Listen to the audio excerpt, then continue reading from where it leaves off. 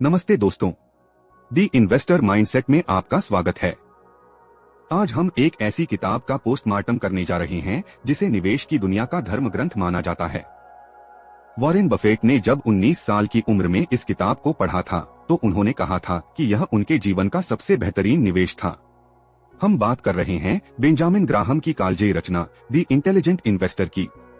आज के इस वीडियो में हम इस किताब के अध्यायों को इतनी गहराई से समझेंगे कि स्टॉक मार्केट को देखने का आपका नजरिया हमेशा के लिए बदल जाएगा। अगर आप सच में 10,000 रुपए की छोटी शुरुआत से करोड़पति बनने का सपना देखते हैं तो यह वीडियो आपके लिए अनिवार्य है। सच कहूं तो इस किताब की हर एक लाइन इतनी कीमती है कि इस पर पूरे 12 घंटों का वीडियो बन सकता है, लेकिन आपकी सुविधा के लिए हमने इसमें से केवल सबसे मुख्य और जरूरी पॉइंट्स को ही कवर किया है ताकि आप कम समय में सबसे कीमती सबक सीख सकें। आज के दौर में जहां हर कोई रातों रात अमीर बनना चाहता है, यह किताब हमें सिखाती है कि असली संपत्ति धीरे धीरे और अनुशासन के साथ कैसे बनाई जाती है। आज हम इस किताब के चैप्टर्स को गहराई से समझेंगे। अध्याय 1, निवेश बनाम सट्टेबाजी, इन्वेस्टमेंट वर्सेस स्पेकुलेशन। ग्राहम अपनी किताब की शुरुआत ही एक कड़वे सच से करते हैं। ज्यादातर लोग जिसे इन्वेस्टिंग समझते हैं वह असल में जुआ या सट्टेबाजी है। असली निवेश क्या है? ग्राहम के अनुसार निवेश वह है जिसमें आप कंपनी के बिजनेस का गहराई से विश्लेषण करते हैं, अपने पैसे की सुरक्षा सेफ्टी ऑफ प्रिंसिपल पक्की करते हैं और एक उचित रिटर्न की उम्मीद रखते हैं। सट्टेबाजी क्या है? बिना किसी रिसर्च के केवल इस उम्मीद में शेयर खरीदना कि कल उसकी कीमत बढ़ जाएगी, सट्टेबाजी है। सबक 1, बुद्धिमान निवेशक कभी भी अपनी पूरी पूंजी सट्टेबाजी में नहीं लगाता। वह पहले अपनी मेहनत की कमाई को सुरक्षित करना सीखता है। अध्याय 2, निवेशक और महंगाई, the investor and inflation.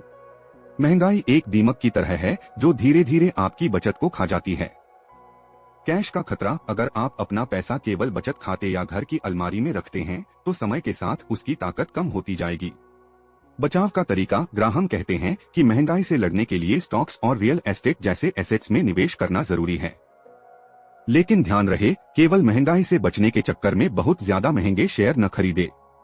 Gold, सोना भी एक विकल्प हो सकता है, लेकिन स्टॉक्स ने लंबी अवधि में हमेशा महंगाई को बेहतर मात दी है। अध्याय 3, शेयर बाजार का इतिहास और भविष्य। ग्राहम कहते हैं कि जो लोग इतिहास को भूल जाते हैं वे उसे दोहराने के लिए अभिशप्त होते हैं। बाजार का चक्र, शेयर बाजार हमेशा एक जैसा नहीं रहता। कभी बहुत उत्साह होता है और कभी बहुत डर। भविष्यवाणी की गलती, लोग अक्सर सोचते हैं कि जो पिछले 2 सालों में हुआ वही अगले 10 सालों में होगा। ग्राहम चेतावनी देते हैं कि बाजार के भविष्य की भविष्यवाणी करना असंभव है। एक समझदार निवेशक भविष्य की भविष्यवाणी नहीं करता बल्कि हर स्थिति के लिए खुद को तैयार रखता है। अध्याय 4 और 5, आपकी निवेश रणनीति, डिफेंसिव वर्सेस एंटरप्राइजिंग। ग्राहम ने निवेशकों को उनकी मेहनत और समय देने की क्षमता के आधार पर 2 भागों में बांटा है। डिफेंसिव निवेशक, द पैसिव इन्वेस्टर। यह वह व्यक्ति है जिसके पास रिसर्च के लिए समय नहीं है। उन्हें अपना 50% पैसा स्टॉक्स, अच्छी क्वालिटी की बड़ी कंपनियां और 50% बॉन्ड्स में रखना चाहिए। उनके लिए इंडेक्स फंड्स सबसे बेहतरीन विकल्प हैं। एंटरप्राइजिंग निवेशक, द एक्टिव इन्वेस्टर। यह वह है जो बाजार को समय दे सकता है और गहराई से रिसर्च करना चाहता है। उन्हें उन कंपनियों को ढूंढना चाहिए जिनकी कीमत उनकी असल वैल्यू से कम है। लेकिन सावधान, अगर आप समय नहीं दे सकते तो जबरदस्ती एक्टिव निवेशक बनने की कोशिश न करें, वरना नुकसान तय है। अध्याय 6 और 7, आक्रामक निवेश, एंटरप्राइजिंग इन्वेस्टर्स स्ट्रैटेजी। यहां ग्राहम बताते हैं कि एक एक्टिव निवेशक को क्या नहीं करना चाहिए। आईपीओज से दूरी, नई कंपनियों के आईपीओज अक्सर बहुत ज्यादा प्रचार, हाइप के साथ आते हैं। ग्राहम कहते हैं कि ज्यादातर आईपीओज निवेशकों के लिए घाटे का सौदा होते हैं। भीड़ के पीछे न भागें। जब कोई स्टॉक हर न्यूज चैनल पर चल रहा हो तो समझ जाइए कि वह बहुत महंगा हो चुका है। अवसर कहाँ हैं? अवसर उन कंपनियों में हैं जिन्हें फिलहाल बाजार ने नजरअंदाज कर दिया है, लेकिन जिनका बिजनेस मजबूत है। अध्याय 8, मिस्टर मार्केट की जादुई कहानी। यह इस पूरी किताब का सबसे महत्वपूर्ण अध्याय है। सोचिए, आपका एक पार्टनर है जिसका नाम है मिस्टर मार्केट। उसका स्वभाव, वह थोड़ा पागल है। कभी वह बहुत खुश होता है और आपको अपने शेयर बहुत ऊंचे दाम पर बेचने की कोशिश करता है। कभी वह बहुत निराश होता है और वही शेयर आपको कौड़ियों के दाम पर देने को तैयार हो जाता है। आपका काम आपको उसकी बातों में आकर अपना मूड खराब नहीं करना है। आपको बस उसके पागलपन का फायदा उठाना है। जब वह बहुत डरा हुआ हो और सस्ते में बेच रहा हो तब आप खरीदे। जब वह बहुत लालची हो रहा हो तब आप अपना मुनाफा बुक करें। अध्याय 9 निवेश फंड्स, इन्वेस्टमेंट फंड्स। आज के समय में हम इन्हें म्यूचुअल फंड्स कहते हैं। ग्राहम कहते हैं कि फंड में पैसा लगाने का मतलब यह नहीं है कि आपकी जिम्मेदारी खत्म हो गई। फीस और चार्ज, फंड मैनेजर की फीस आपके रिटर्न को कम कर सकती है, इसलिए कम लागत वाले फंड्स जैसे डायरेक्ट प्लान या इंडेक्स फंड्स को प्राथमिकता दें। औसत का खेल, ज्यादातर फंड मैनेजर्स बाजार इंडेक्स को मात नहीं दे पाते, इसलिए आंख बंद करके किसी भी फंड में निवेश न करें। अध्याय 10 सलाहकार और विशेषज्ञ, दी इन्वेस्टर एंड एडवाइजर्स। क्या आपको किसी एक्सपर्ट की राय लेनी चाहिए? खुद की समझ। ग्राहम का मानना है कि ज्यादातर लोग केवल वही राय देते हैं जो सुनने में अच्छी लगती है, न कि वह जो सही होती है। सही सलाहकार, एक अच्छा सलाहकार वह है जो आपको यह न बताए कि कौन सा शेयर खरीदना है, बल्कि यह सिखाए कि निवेश का अनुशासन कैसे बनाए रखना है। अगर आप खुद रिसर्च नहीं कर सकते तो ही प्रोफेशन मदद लें, लेकिन खुद भी जागरूक रहें। अध्याय 11 साधारण निवेशक के लिए सिक्योरिटी एनालिसिस। अध्याय 11 में ग्राहम हमें सिखाते हैं कि किसी शेयर को परखने का सही तरीका क्या है। बिजनेस को समझें, केवल चार्ट न देखें, यह देखें कि कंपनी क्या बेचती है और उसका भविष्य क्या है। मैनेजमेंट की ईमानदारी, क्या कंपनी चलाने वाले लोग भरोसेमंद हैं। वित्तीय स्थिति, क्या कंपनी पर बहुत ज्यादा कर्जा है। एक बुद्धिमान निवेशक हमेशा कम कर्जे वाली कंपनियों को पसंद करता है। अध्याय 12 प्रति शेयर आय, ईपीएस के बारे में कुछ बातें। ग्राहम चेतावनी देते हैं कि अर्निंग्स पर शेयर, ईपीएस के आंकड़ों के साथ हेरफेर की जा सकती है। केवल एक साल का मुनाफा न देखें, कम से कम पिछले 7 से 10 सालों का औसत मुनाफा देखें। इससे आपको कंपनी की असली कमाई की शक्ति, अर्निंग पावर का अंदाजा होगा। अध्याय 13 4 सूचीबद्ध कंपनियों की तुलना। यहाँ ग्राहम असल कंपनियों के उदाहरण देकर समझाते हैं कि कैसे एक अच्छी दिखने वाली कंपनी भी निवेश के लिए खराब हो सकती है अगर उसकी कीमत बहुत ज्यादा है। महत्वपूर्ण सबक, अच्छी कंपनी और अच्छा निवेश ये दोनों अलग बातें हैं।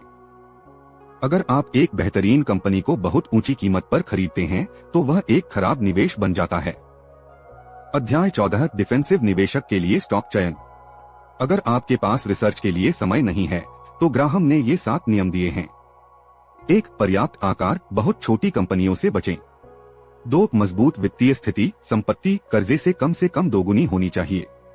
3 लाभांश, डिविडेंड का इतिहास, कम से कम पिछले 20 सालों से लगातार डिविडेंड दिया हो। 4 मुनाफे में निरंतरता, पिछले 10 सालों में कभी घाटा न हुआ हो। 5 मुनाफे में वृद्धि, पिछले 10 सालों में मुनाफा कम से कम 33% बढ़ा हो। 6 उचित पीई रेशियो, बहुत महंगे शेयर न खरीदे। 7 उचित पीबी रेशियो, संपत्ति की कीमत के मुकाबले शेयर सस्ता होना चाहिए। अध्याय 15 एंटरप्राइजिंग निवेशक के लिए स्टॉक चयन। जो लोग बाजार को समय दे सकते हैं उनके लिए ग्राहम कहते हैं कि आप बार्गेन इश्यूज ढूंढें। ये वो शेयर हैं जो अपनी नेट वर्किंग कैपिटल से भी कम कीमत पर मिल रहे हैं। यह वही रणनीति है जिसे अपनाकर वॉरेन बफेट ने शुरुआती सालों में करोड़ों रुपए कमाए थे। अध्याय 16 परिवर्तनीय प्रतिभूतियां, कन्वर्टेबल इश्यूज। यहाँ ग्राहम कन्वर्टेबल बॉन्ड्स और वारंट्स के बारे में बात करते हैं। उनका मुख्य संदेश यह है कि इन जटिल वित्तीय साधनों में सावधानी बरतें क्योंकि ये अक्सर उतने आकर्षक नहीं होते जितने दिखते हैं। अध्याय 17 4 महत्वपूर्ण केस स्टडीज। कंपनियों के इतिहास को दिखाते हैं कि कैसे वे ऊंचाइयों से जमीन पर गिरी। सीख, कभी भी किसी कंपनी के भविष्य के वादों पर अंधा भरोसा न करें। हमेशा वर्तमान के ठोस आंकड़ों पर विश्वास करें। अध्याय 18 8 कंपनियों की तुलना। ग्राहम अलग अलग इंडस्ट्री की कंपनियों की तुलना करके दिखाते हैं कि कैसे अलग अलग बिजनेस मॉडल्स को परखा जाता है। यह अध्याय हमें सिखाता है कि निवेश कोई एक ही नियम सब पर लागू, वन साइज फिट्स ऑल वाला खेल नहीं है। अध्याय 19 शेयरधारकों और मैनेजमेंट का रिश्ता। एक शेयरधारक होने के नाते आप कंपनी के मालिक हैं। ग्राहम कहते हैं कि अगर मैनेजमेंट सही काम नहीं कर रहा है तो निवेशकों को सवाल पूछने चाहिए। डिविडेंड की मांग, अगर कंपनी के पास पैसे का कोई अच्छा उपयोग नहीं है तो उसे वह पैसा शेयरधारकों को वापस कर देना चाहिए। अध्याय 20 निवेश का सबसे जादुई शब्द, मार्जिन ऑफ सेफ्टी। यह इस पूरी किताब का सबसे महत्वपूर्ण हिस्सा है। मार्जिन ऑफ सेफ्टी यानी सुरक्षा की गुंजाइश। उदाहरण, अगर आप एक पुल बना रहे हैं जिसकी क्षमता 10,000 किलो है, तो आप उस पर केवल 8,000 किलो के ट्रक को ही जाने की अनुमति देंगे। वो 2,000 किलो आपका मार्जिन ऑफ सेफ्टी है। इन्वेस्टिंग में अगर किसी शेयर की असली वैल्यू, इंट्रिंसिक वैल्यू 100 रुपए है, तो उसे 70 रुपए या 80 रुपए में खरीदना ही बुद्धिमानी है। यह 20 रुपए से 30 रुपए का अंतर आपको बाजार की गिरावट से बचाता है। तो दोस्तों, यह थी बेंजामिन ग्राहम की दी इंटेलिजेंट इन्वेस्टर की पूरी यात्रा। हमने सीखा कि निवेश कोई सट्टा नहीं, बल्कि एक गंभीर व्यवसाय है। अगर आप बाजार के उतार चढ़ाव मार्केट को सहना सीख लें और हमेशा मार्जिन ऑफ सेफ्टी के साथ निवेश करें, तो लंबी अवधि में आपको सफल होने से कोई नहीं रोक सकता। जैसा कि हमने शुरुआत में कहा था, इस किताब पर 12 घंटे का वीडियो भी कम है, लेकिन इन 20 अध्यायों के मुख्य सबक आपकी निवेश की यात्रा को पूरी तरह बदल सकते हैं। अगर आपको यह वीडियो पसंद आया है, तो इसे लाइक करें और उन दोस्तों के साथ शेयर करें जो शेयर बाजार में नए हैं। दी इन्वेस्टर माइंडसेट को सब्सक्राइब करना न भूलें, क्योंकि हमारा मिशन है आपको आर्थिक रूप से स्वतंत्र बनाना। अपना कीमती समय देने के लिए धन्यवाद। मिलते हैं अगले वीडियो में एक नई मास्टर क्लास के साथ। जय हिंद।